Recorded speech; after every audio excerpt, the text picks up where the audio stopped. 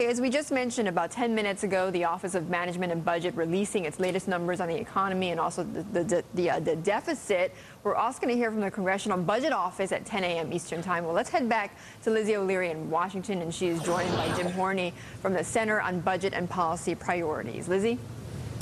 Well, I want to start with Jim Horney on sort of the overall headline here is that short-term things are getting better. The White House leaked that a little bit in advance, but long-term we're still talking about some pretty serious budget deficits.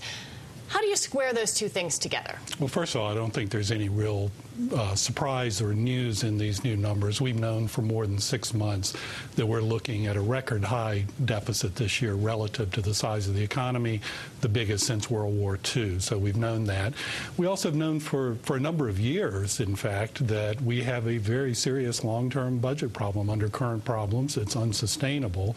So I think the numbers today, again, just confirm that this year's current deficit is really high, largely because of the economic downturn and the problems in the financial system and the housing market, and then the fact that if we don't change current policies, we're going to have deficits in the future that over the next few years they're going to get better as the economy gets better, but under current policies they're not going to get good enough, and then they're going to start rising again in coming decades if we don't bring healthcare costs under control. Well, then you lead me right into the logical question here, which is the healthcare question. Obviously, these are not numbers that help the administration's push for healthcare overhaul, and that's certainly something we've seen in the polling, that the American people is suddenly more cognizant about budget deficits than they've been in the past.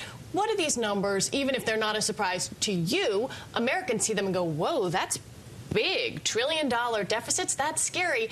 How does that throw a wrench in the healthcare debate? $1 trillion deficits are not a good thing, although we have to be careful and remember if we had tried to keep the deficit down this year, if we hadn't passed a stimulus bill, if we hadn't paid what we need to pay to shore up the financial system, we'd be in a lot worse economic situation. Right now, it looks like we're on the verge of a turnaround. That's a good thing.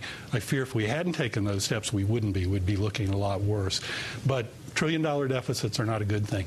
I think the lesson for the healthcare reform is, number one, this supports what the president has proposed all along, which is absolutely that we have to pay for the healthcare reform over the next 10 years, can't add to the deficit. Second, I think it reminds us the number one thing that we have to do to bring long-term deficits under control is reform the healthcare system in a way where we can start bringing those long-term costs down. Well, even if you're making the economic argument that it supports it, the political argument is somewhat different, though. It's certainly true that opponents of healthcare reform are going to use everything they can, including the high deficits this year and the problem we have in the long run, to say we shouldn't do health reform.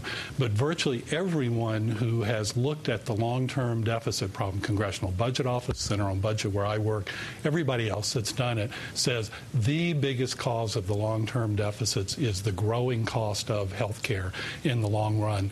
The healthcare reform they're going to do right now isn't going to solve the problem, but it should put in place some changes that allow us to start bringing those long-term costs under control. Well, then I got to ask you, we've only got 30 seconds left, but these are not good numbers for the administration. In the grander scheme of things, they have a very big story on their hands over here with Ben Bernanke. That seems like an awful coincidence. It may be. I don't know anything about their decision about when to release numbers, but obviously reappointment of Chairman Bernanke is a big story. And I say the budget numbers, really, for people who've been looking at it, there's no big news there. CBO numbers come out at 10 o'clock. A little more dramatic than these, though.